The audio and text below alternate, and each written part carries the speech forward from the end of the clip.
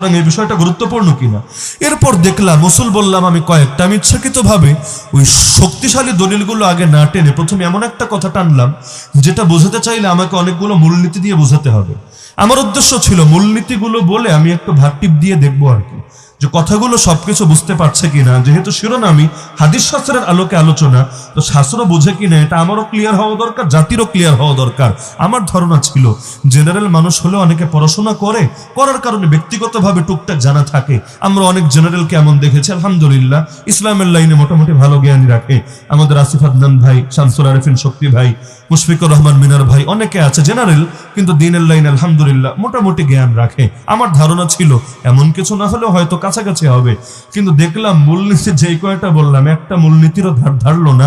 আগ থেকে যা নিয়ে এসেছে সেটাই শুধু দেখিয়ে গেল, সবকিছু আগ থেকে সাজানো, পোস্টার আগ থেকে বানানো, ব্যাস এটার জবাব এটা, এটার জবাব এটা, এটার জবাব এটা। কিন্তু আমি আগ থেকেই যত ভিন্ন ফরম্যাটে আলোচনা করেছি, কারণ এই বিষয়ে যতগুলো বই পড়েছি সবগুলোতে নির্দিষ্ট গদবাঁধা আলোচনা। আমি ইচ্ছা করে গদবাদার বাইরে চলে গিয়েছি যাতে করে যদি আমাকে আগ থেকেই পাকড়াও করতে চায় তাহলে খেলার তো কিছু নিয়ম আছে। আপনি যদি প্রতিপক্ষের সিস্টেম বুঝেন যে কেমনেও ব্যাট চালাবে, আপনি বলটা ওইভাবে ছুড়বেন, আগ থেকে ওরা টার্গেটে রাখবেন। আমি পুরো সিস্টেমের বাইরে চলে গিয়েছি, যেভাবে কোনো বইয়ের মধ্যে আলোচনা নাই, যাতে করে দুইটা ফায়দা হয়। এক নম্বরে আগ থেকে প্রস্তুতি নিয়ে আসলে ধরতে না পারে, সবকিছু তার মথের বাইরে চলে যাবে।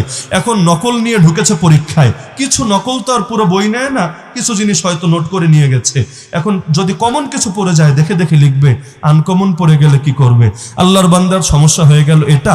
কিছু জিনিস সাজিয়ে সুন্দর করে পোস্টার বানিয়ে এনেছে, তাকে ধন্যবাদ দেওয়া দরকার। আমি আসলে পারি না এভাবে পোস্টার বানাতে, এটাও একটা যোগ্যতা, আল্লাহ সবাইরে সব যোগ্যতা দেয় না।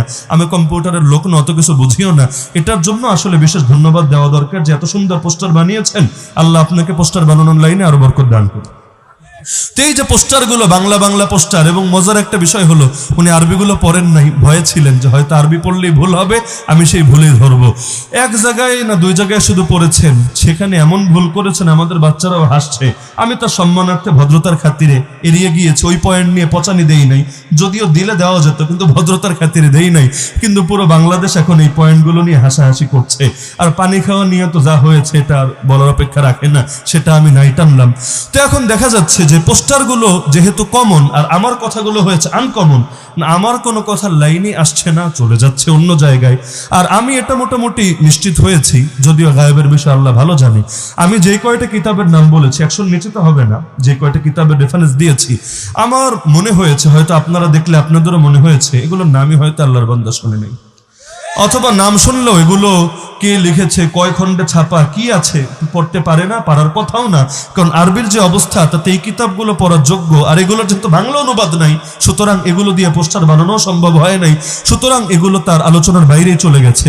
তো মূলনীতি আমি যা বললাম সবই দেখলাম ধরাবাঁধার বাইরে।